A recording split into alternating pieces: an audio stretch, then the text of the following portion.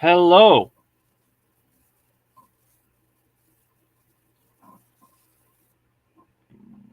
I'm trying to figure out still if my shit's even working. This could actually literally not be running and I wouldn't realize it because I am technologically illiterate for the most part.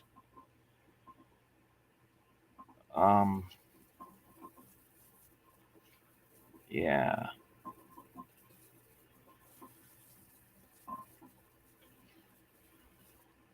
Okay.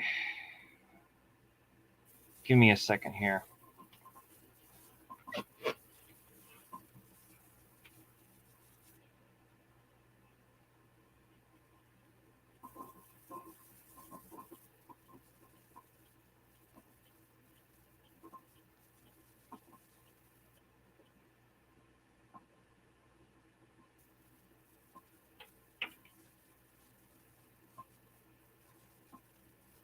Can anybody hear me in this shit? Hello? Am I audible? Can anybody hear me in this? Oh, fucking echo crap. Okay. Excellent. I'm here. It's working. Been done this a long time. This is not going to be a long stream. But I have to cover something here. Recently, as of recent date, I've had to put up with this very populist talking point that I completely oppose. And this talking point goes something like this: Zionism is a Jewish problem. No, it's not. First of all, Christian Zionism predates Jewish Zionism. It used to be called Restorationism, but Christian Zionism does not only does Christian Zionism predate Jewish Zionism, Christian Zionists control the Jewish Zionists, not the other way around. Zionism is not even a Christian problem, though. Zionism is the Judeo-Christian crisis. That is what it is.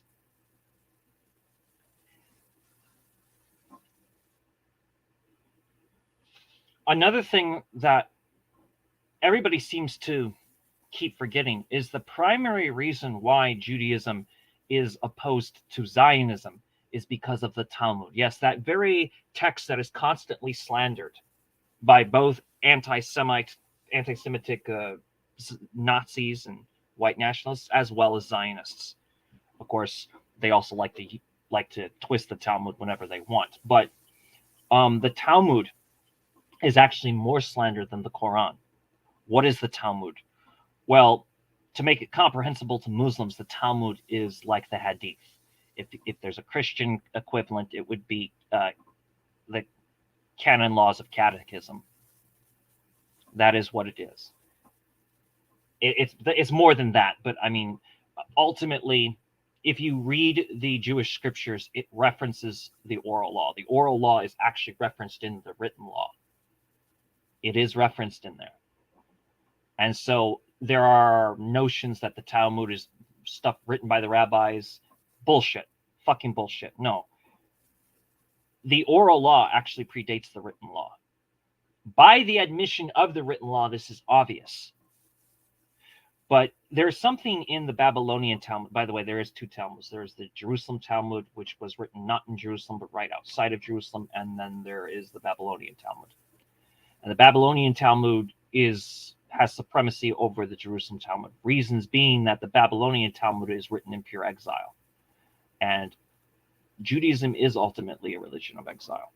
Or more accurately, it is a religion that is seeped into diaspora. The most common theme in Judaism is not Eretz Yisrael or King David. The most common theme is the wandering refugees in the desert. We began as refugees, and our finale, as of so far, is that of refugees. Slaves that became refugees. And we were another thing that is missing from most people's frame of reference, is that the Holy Land, Palestine, we never owned that land. That we never actually owned it. It was never our country. We were for a long time the custodians of the Holy Land until we were not. And it would take a divine, undisputable miracle for us to reassume custodianship of that land, which, if you are a mundane agnostic or atheist, that's just not going to happen. And if you're devoutly religious, you would know that it will only take a miraculous, undisputed message that everybody would agree with for this to happen. If you also do believe in that miraculous message that will come about, you already know that as long as the state of Israel exists, this inhibits this from happening. Not just prevents this from happening, but let's say that we were able to banish the state of Israel right now. It would still take a long time because the psychological aftermaths would prevent it from ever occurring. This is why I say that the 3 oaths in the Babylonian Talmud are halakhically binding. Yes, it's like a midrashic understanding of something from the Songs of Songs, but it's true. To not arouse love prematurely, to not force oneself into the land, and to respect the nations and how they have treated us. There are those that claim, well, the nations have dealt bad with the Jews. Yeah, European nations have. Not all nations have dealt with us bad, and not only that, you have to separate the notion of nation and country. Yes, certain nations have countries, but some countries are not nationally based or rooted in a nationality. A prime example of this is Russia. Russia is not a national country. There are many nationalities of Russia. There is a common culture to Russia, but it is of many nationalities. And, I understand that the term Russian itself could be controversial, but if we're talking about the original Rus, who gives a fuck if their name is appropriated? I have no sympathy for the Romanovs. I'll say it again. I have no sympathy for the Romanovs. Oh, but they were murdered. I don't give a fuck. I don't care. Who gives a fuck about autocracy? If you care about autocracy, basically what you're saying is that you're for the nightmare that it causes. Oh, what's up with you? Hello. What's up? I'm going to try not to be super long about this, but there's a couple things I'm trying to express here. And that's basically the first thing is Zionism is not a Jewish problem. I'm tired of this talking point. This talking point is bred out of ignorance. But it's also not a Christian problem either, because we could pass the buck. It's easy for us Jews to do that because of our bitterness towards Christians. Although we're not exactly enemies with Christians, and they're not exactly enemies with us. It just happens if you go by those two religions, Judaism and Christianity, no two religions are always by their very nature going to be more at odds. But there are some parallels between the two religions, aside from the fact that they're both Abrahamic. But not only is Zionism not a Jewish problem, it's not even a Christian problem. Even though Christian Zionism predates Jewish Zionism, and I would say that actually Christian Zionists do control Jewish Zionists, it's not even a Christian problem. Zionism is the Judeo-Christian crisis. That is what it is. In other words, it is part of the dichotomy of Europe. The dichotomy that Europe has on itself and that it pushes on everyone else. First on itself, though, because before Europe oppressed the whole world, it oppressed itself. That is one of the problems of Europe. There's a lot of beauty in Europe, but there's also a lot of terrible horrors that they cannot just forget. I mean, the only reason why there is sympathy for Jewish people in Europe is because they were Jewish Europeans. That is the only reason. And then as time goes by, you find out, well, no, they just feel guilty. They don't really give a fuck about what happened with the Holocaust. And yes, I indict all of Europe with that. I indict all of Europe for the Holocaust. I also don't like the way, though, that Zionists use that as a guilt trip on Europeans, because it's not just underhanded, but the irony because of the fact that Zionists and Nazis were largely in lockstep. Now, this doesn't mean that the Nazis particularly like the Zionists, or that the Zionists particularly like the it's not that Zionists particularly like Nazis and Nazis particularly like Zionists. It's that there is a common understanding that they have with one another, aside from the fact that they're both fascists. Mainly that Zionists want all the Jews in one place, and the Nazis dream of the Jews being in one place so that they can annihilate them.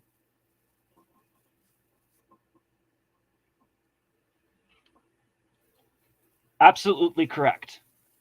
And here's the irony. Now I'm going to defend the Catholic Church. This is going to be so you have to pay attention to nuance. I'm a person who loves the word nuance. But the Catholic Church, I'm not saying Jewish people have a monopoly on what to criticize of the Catholic Church. I think pagans have every right to do so. But I also think that there's a context we need to give for Catholicism. And that's that when you compare it to Protestantism, fuck Protestantism. Because the Judeo-Christian crisis is a Protestant problem. You can look at Reform Judaism, Conservative Judaism, Reconstructionist Judaism, say that that is our equivalent of Protestant. And to an extent, that is true. To an extent. However, if you look at the older Protestant groups like the Lutherans, they might as well be watered down Catholics when you really get down to it. I mean, especially if we're talking about the Episcopalians. I mean, there's barely a difference. It is the newer waves of Protestant that are way more messed up. I mean, Protestantism in general, though, is a problem. But Zionism emerges from the Protestant Christians and first, and then it emerges from ex-Jews. I would say ex-Jews. Yeah, exactly. Gilad Osman, if he went and took a time machine, went back in time, all of his supposedly anti-Zionism would turn into pure Zionism. And fuck Gilad Osman, fuck Rich Siegel. They've been proven repeatedly to be Trotskyist scumbags. The problem is not Judaism. In fact, again, Judaism by its very nature is anti-Zionism. And this is because of the Talmud. Yes, the very thing that people accuse of being the source of Zionism is actually the biggest offense to Zionism. The Talmud makes Zionism impossible. If you actually get through the Babylonian Talmud, Zionism is rendered impossible to embrace, to tolerate. It's impossible to tolerate if you get into it. And largely, it's not just the three oaths, but the three oaths are what Neturei Karta and the group known as Satmar like to highlight a lot.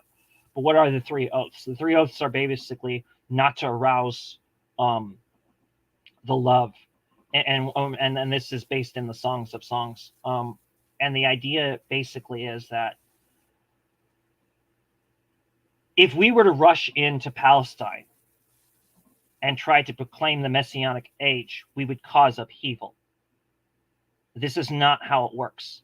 And this gets into the context of Palestine. We never owned Palestine, ever. That is not what our religion is about. That is not what our culture is about. If you know the central theme in Judaism, it isn't King David. You cannot be a liberal and a Christian. You cannot be a conservative and a Christian. Well, no. Okay, let's get into something. Actually, Prytunes, I'm so glad you're here. The main man himself. Yes. Okay. This is, by the way, where I'm going to get into Jewish blacks or black Jews. I'm going to say Jews. I mean, that was never the policy allowed in the Bundist movement, but that's not how I talk. I talk the common speak. So people are going to have to forgive me. I'm very punk about this shit. I mean, for fuck's sake, I have that weirdo child, Corporal Cat, which I want to make clear. I love Corporal Cat. That is my child. But do not think that me and Corporal Cat are always in lockstep. We parallel a lot. We ideologically align a lot. But me and that kid tend to be politically at odds all the time. I've been crying a lot about the kid's an anarchist. Anarcho-Bundism is the thing. There's nothing I can do about it. But okay. So, where was I? Liberal comes from the term liberality, which was a Christian virtue originally. So you do have to separate liberality from liberalism. there's a term known as social liberality in certain political circles. Jason Unruh has used that term, and I think that's a correct term. I cannot be anything but a Christian socialist. That's okay. That's cool. Actually, I know I'm still in touch with some of the people from the Christian Socialist Front. That is a Demarchist thing, though. And they're in league with the Islamic Socialist Front. I don't have access to all the Demarchist literature, unfortunately, but I'm working on that.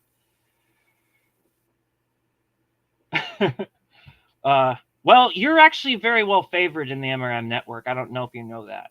When I was in the MRM network, everybody loved you. Falcone loved you. Jason says that you're his favorite subscriber. Everybody loves you, Pride Tunes. We're all offended that you don't make like super Black Power videos. So, making you blush.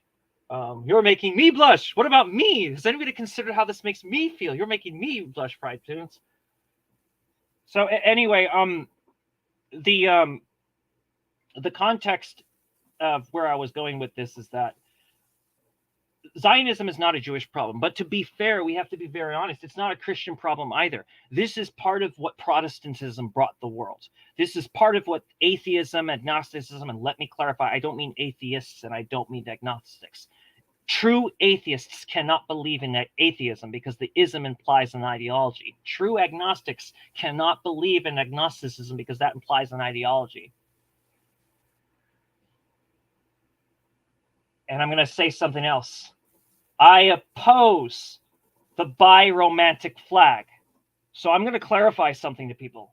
Yes, I'm a heterosexual cisgender male. Cisgender man. I'm going to be completely narrowing this down. And I'm also bi-romantic. What does that mean? That means, let's get into romance for a second. Romance is not sex. It is not sexual attraction. Romance is romance. Romance can be plutonic. Plutonic means non-sexual. If you believe, as I believe, in the ideals of Al-Andalus, that's romance. We have sexualized romance, and that's wrong. So romance can be involved in affection, platonically or more intimately in a non-sexual way included.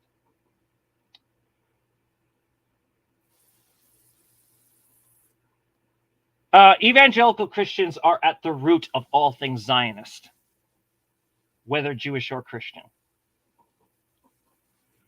But as someone who really is bi-romantic, I say burn that flag. And I'll explain something here. The cat had told me, and if you know what cat is, that's on you. Nothing can be confirmed or denied. Please understand that I live in Arizona, which is right next to Texas. And please understand that I had nothing to do with the fact that cat is strange. If you can read between the lines, you can. I will confirm or deny nothing. Please do not put me or my child in a precarious situation. But as a Jew, an Orthodox Jew that came from an ultra-Orthodox background, there is no possible way I would have anything to do with the cause of that strange identity. I'm speaking in code. Please understand. And for those who know, they obviously know. But don't say it because, like I said, we're in a precarious situation out here. You should also know that my kid is asexual. Cat is asexual. That means that the sexual orientation of my child is that they do not have attraction to either sex or to anyone. So anyway, this is not about Cat, but Cat is very educated about all things LGBTQ plus. And I learned about these bi-romantic flags and like all this shit. And I was like, fuck this crap. No, I oppose this. And I'll tell you why. Because we have a word for this. It's called bromance. And while maybe bromance is not correct as a term, it's popular. And to empirically measure romance, which is always in flux, is wrong. If we're talking about sexual orientation or gender identity, that is a completely different matter because that will be that is and will be persecuted, and it should have flags. But giving flags to romance, fuck this crap. So I can say, all right, so by definition, as I'm bi-romantic, burn that flag. Burn that flag. That is That is, in fact, a fetishization upon someone like me. So fuck that. And I have no struggle as biromantic. There is no struggle in romance. There's a struggle in gender and there's a struggle in sexual orientation, but there is not a struggle in romance. And anyone who says otherwise is full of shit, and fuck that ID poll garbage. I have a lot of non-binary friends.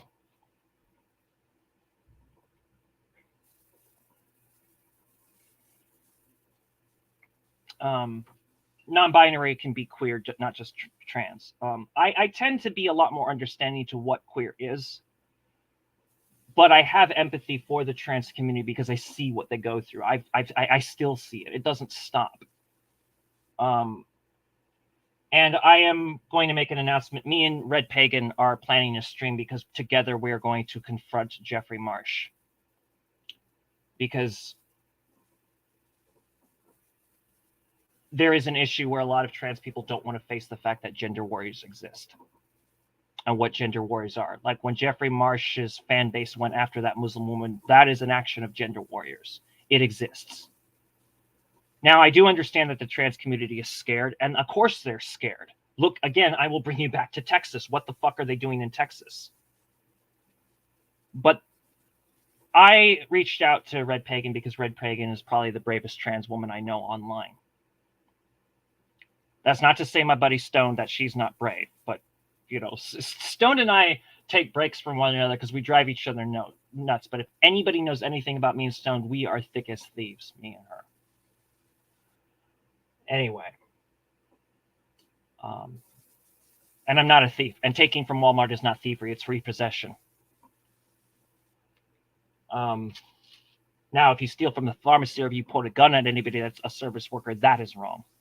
But you cannot rob Walmart. You can. That's ridiculous. You cannot rob Walmart. You can only repossess. And that's where things will go. And I am still 100% for the lumpen proletariat of the first world. Anyway, so, yeah, back on the main topic at hand. The Talmud is the reason why we oppose Zionism. For those who want a context again, the Talmud, if you're Muslim, can be compared to the Hadith, and if you're Christian, it can be compared to Catechism, canon law. The Jewish scriptures actually reference the oral tradition, and it becomes apparent in the Jewish scriptures itself that the oral tradition predates the written word.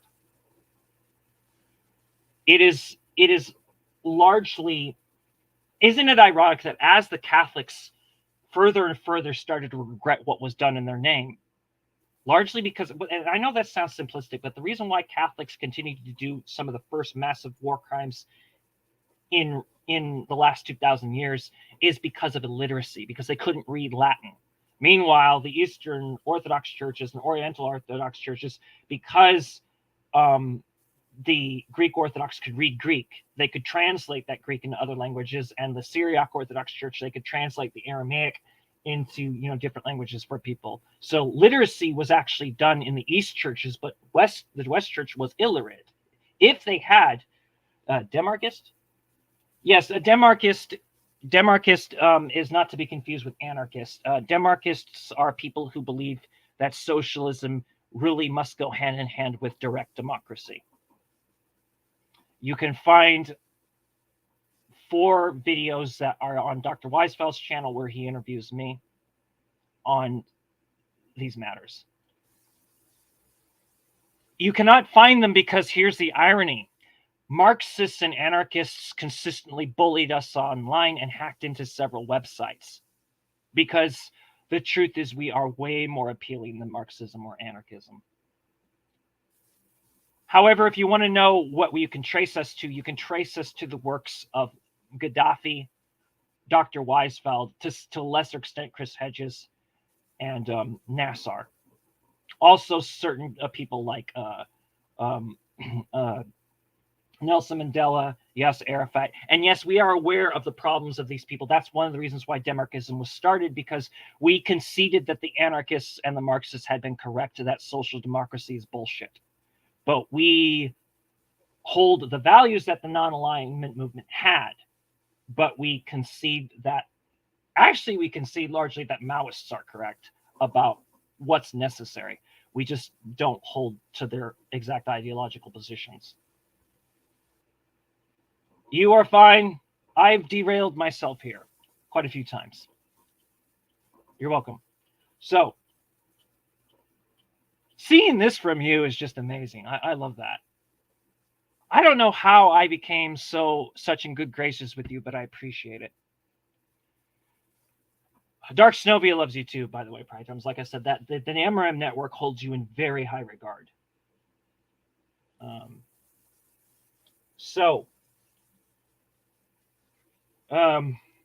Judaism, by its very nature, is anti-Zionist. By its very nature. And it would be so easy to blame this on the Christians, but no, this is a Protestant problem. The Protestant problem is the Judeo-Christian crisis. The Judeo-Christian crisis is the Protestant problem. They are one and the same. This accumulated in the United States because the United States was the self-fulfilling prophecy of the frontierist movement. Whereas New Zealand, Australia, and Canada have not broken away from Canada, that's because they never fulfilled the great prophecy of the white man, but America did. And both America and Israel are breakoffs of Britain, successful breakoffs. If the United States of America passed a law tomorrow, today, yesterday, passed a law right now saying that not only do we no longer support the state of Israel, we will go to war with it, the United States of America would collapse on that very matter, because all the marginalized people that burn the American flag would be like, yay! And they would still burn the American flag. And then the white culture that the United States of America state is dependent on would collapse because it would lose. I'll put it this way. Donald Trump saved America. Donald Trump is the most American president that has ever been. Donald Trump represents the values of America, and that is why the State Department is embarrassed, because no president has ever represented the United States of America quite the way that Donald Trump has. He is not a deviation. He does not misrepresent it. He is as American as it gets. I kind of miss Donald Trump, not because I like the fact that it's led to the destruction of Palestine, but because we don't need accelerationism. We're either going to all die, or we're all going to have revolution. Thank you, Donald Trump, for being as American as you are. Thank you for calling people like me terrorists, even though we're not terrorists, because you need terrorists, because you need enemies. That is why Donald Trump never made it legal that we were terrorists. He just called us terrorists. We're more likely for Joe Biden to declare us terrorists and then pass it into law. And thank you for saying that word that was almost hijacked by the alt-right, but because of people like you, we've kept it.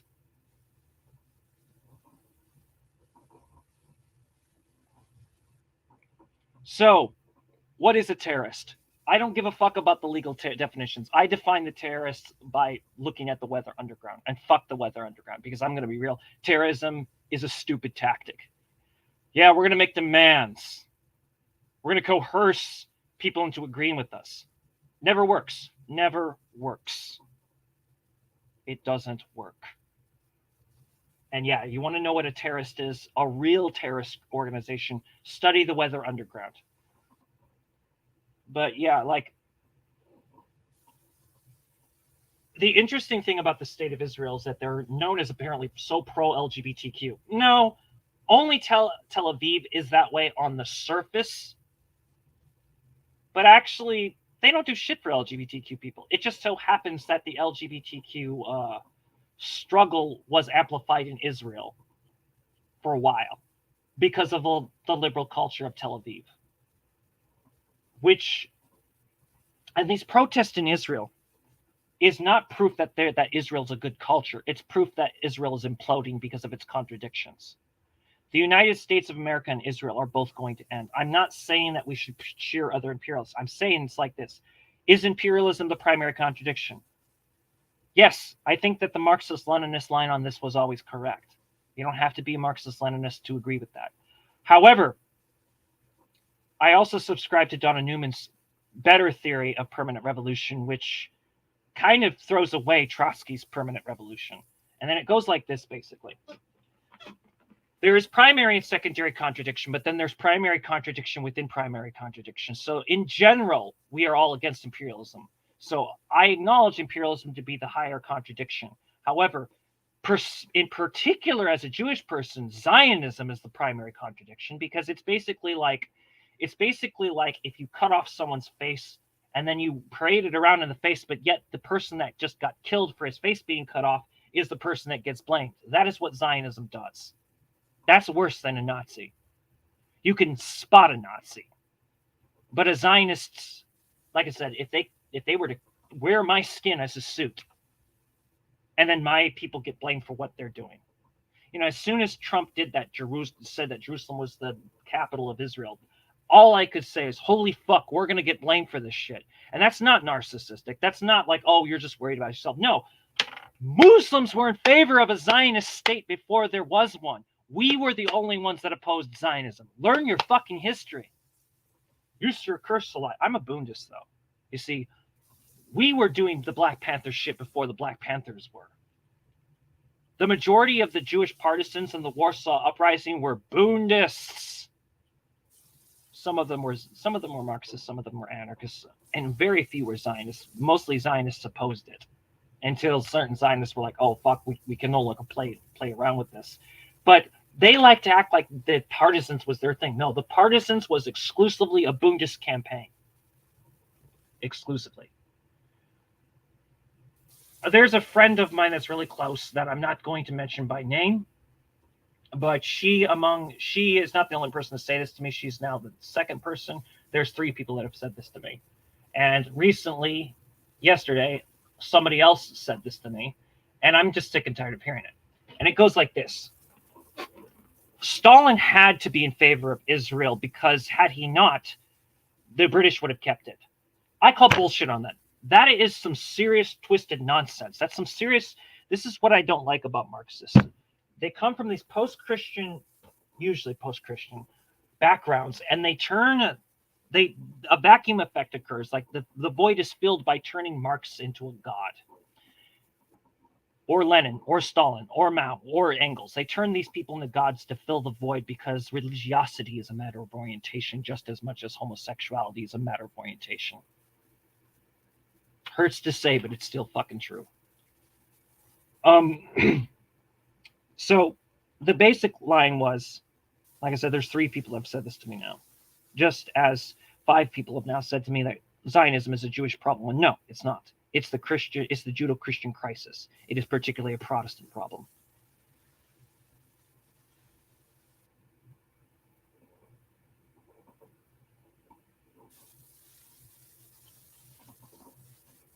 I'm not sure who. It's been a long time, by the way. Hi, how are you? I'm not sure who Rudy is, because I mean, and I might know because I the names and the faces often escape me. But I do condemn the recent statement made by that that super hardcore Zionist that said that Palestinians don't exist, or that there never was a Palestine.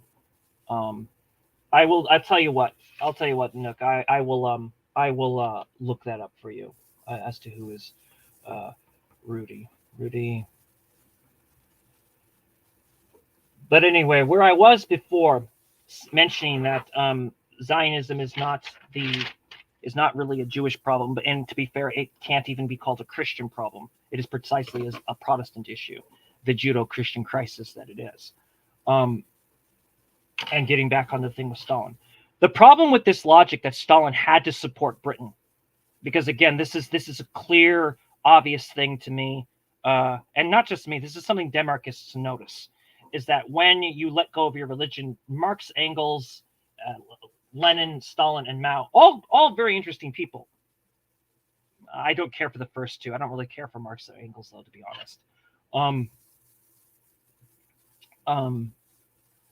These people replace your religion typically. A void is filled because religiosity is a matter of orientation. It doesn't matter if you don't want to accept that. It still is. Because look at the pattern of homosexual, heterosexual, bisexual, and then look at the pattern of religiosity. These are orientations. Anyway, so The problem with this notion that Stalin had to support Israel is bullshit. Because here's the thing.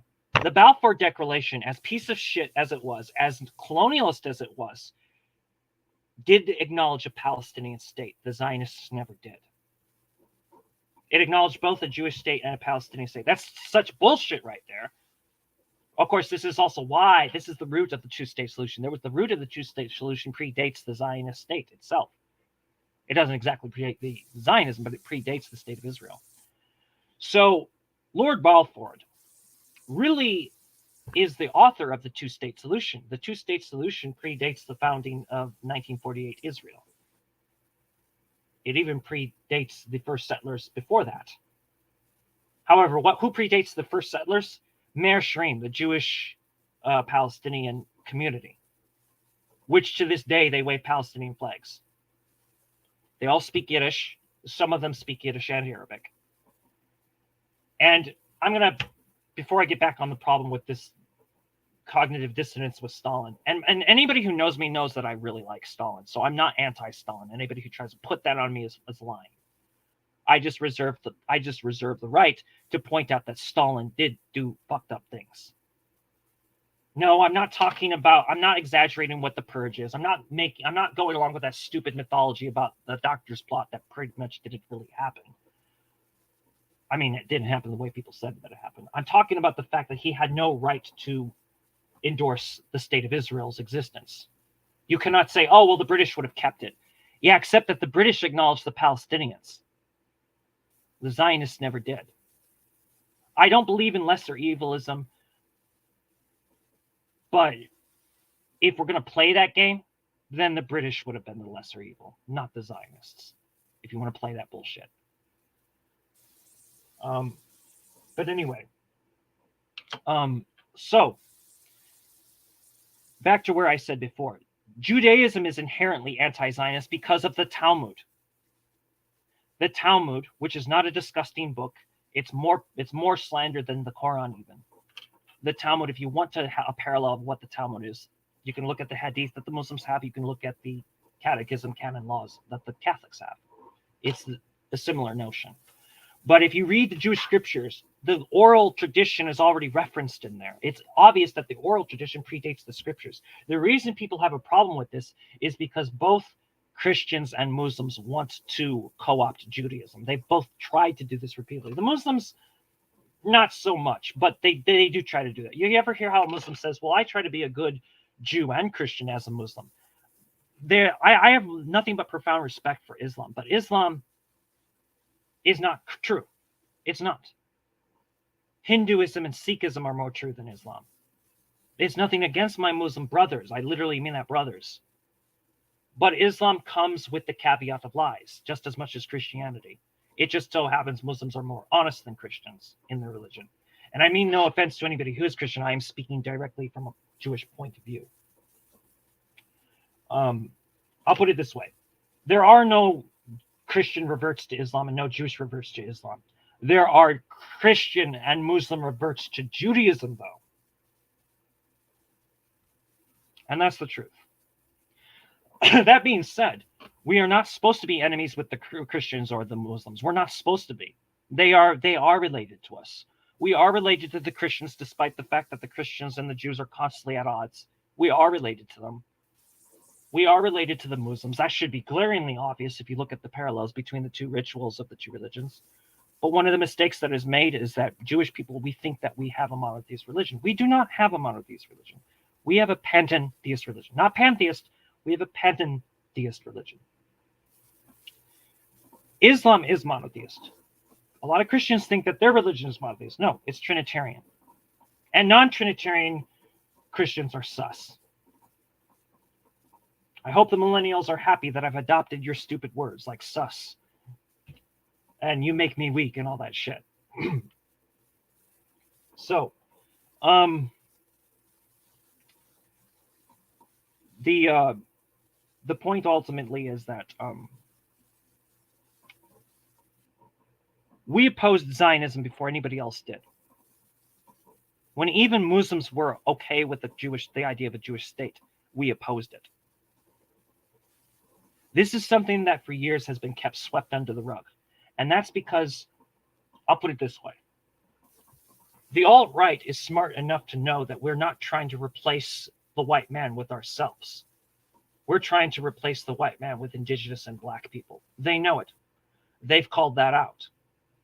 A lot of Jewish people are too scared to openly say what I'm bragging about. We have no desire to rule anything. We want a world where we're safe in. And we know that takes the destruction of white culture. White culture is pedophilia. White culture is racism. White culture is the destruction of humanity. Black power is necessary. Land back is necessary. And whiteness has nothing to do with your skin color. Whiteness is the nepotism that comes with the skin color. I am not immune to this nepotism myself, but that's the precarious situation that I'm in. However, when I tan, people start to say, oh, you look kind of Arab. I'm part Arab, yes. I'm a Jewish European with some Arab and quite a bit of Turkish descent. Of course, Turkish is Eurasian. And yeah, I oppose Eurasian movements, but I don't oppose Eurasians. There's a difference. I don't oppose Turkish people. I do expect the Turkish people to eventually acknowledge the Armenian genocide. When I say expect that, I don't expect it of the society or the state. I'm making a demand, which is going to go ignored. Now, I'm losing my voice in all this, but the point being, Judaism is inherently anti-Zionist. Islam and Christianity are only anti-Zionist by default. And yes, the Zionism is not a Jewish problem, but to be fair, it's not a Christian problem either. Yes, Christian Zionism predates Jewish Zionism. And yes, the Christian Zionists are in control, not the Jewish Zionists. But this is a Protestant issue. The Judeo-Christian crisis is a Protestant problem. The Roman Catholic Church, with all of the terrible things they did, are more capable of apologies collectively. Protestants are like, well, no, I, the individual whose name is saved in Christ Jesus, I'm immune.